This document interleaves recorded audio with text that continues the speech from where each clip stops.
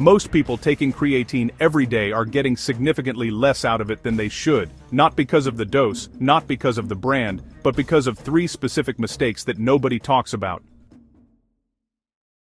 The fitness industry has been selling you complexity for years: loading phases, precise pre-workout windows, fancy creatine formulas that cost 3 times as much as the basic version. And if you've been doing all of that, you've been wasting money, time, and effort on things that the research simply doesn't support.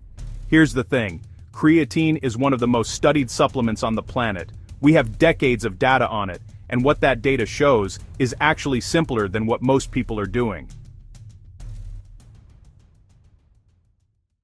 In this video, I'm going to break down the 3 biggest creatine mistakes, each one backed by peer-reviewed research, and I'll give you the exact protocol that the science actually supports. No guesswork, no bro science, just the data. Mistake number 1: the loading phase. The idea is straightforward: take 20 grams of creatine per day for 5 to 7 days to saturate your muscles faster. And yes, it works. Your muscles will be fully loaded in about a week. But here's what the research also shows: if you skip the loading phase entirely and just take 3 to 5 grams per day, you reach the exact same saturation level, just after about 28 days instead of 7. The 2017 ISSN position stand on creatine, led by Kreider and colleagues, confirms this directly. Muscle creatine content reaches near identical levels either way. The loading phase doesn't give you better results, it just gets you there faster. And the cost? Digestive discomfort, bloating, and spending 4 times the amount of creatine in a single week. Unless you have a competition or a deadline in 2 weeks, you don't need it.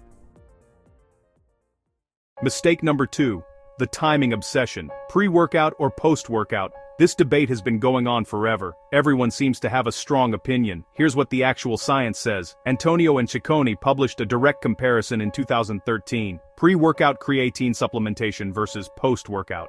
The result? Minimal difference. The effect sizes were small and statistically insignificant when it came to muscle gains. What actually predicts your results is not when you take creatine.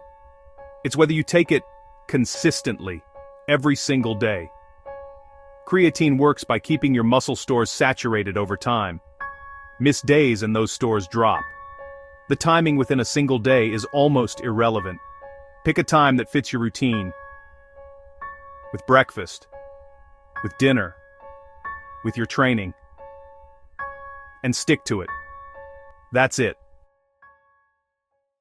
Mistake number 3, and this one costs the most: paying for premium creatine forms. Buffered creatine, creatine HCl, creatine ethyl ester, crealkaline. The supplement industry sells you these as more bioavailable, easier on the stomach, or more effective.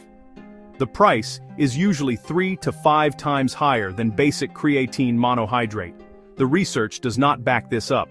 A 2011 study by Rawson and colleagues showed that even low-dose creatine monohydrate was sufficient to enhance performance and reduce fatigue.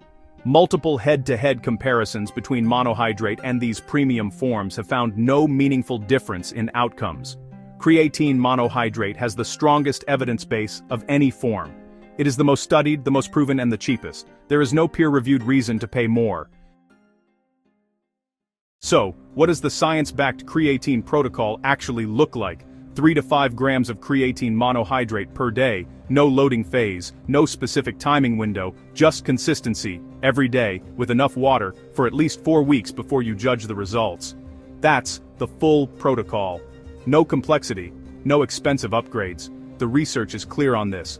And now you have it.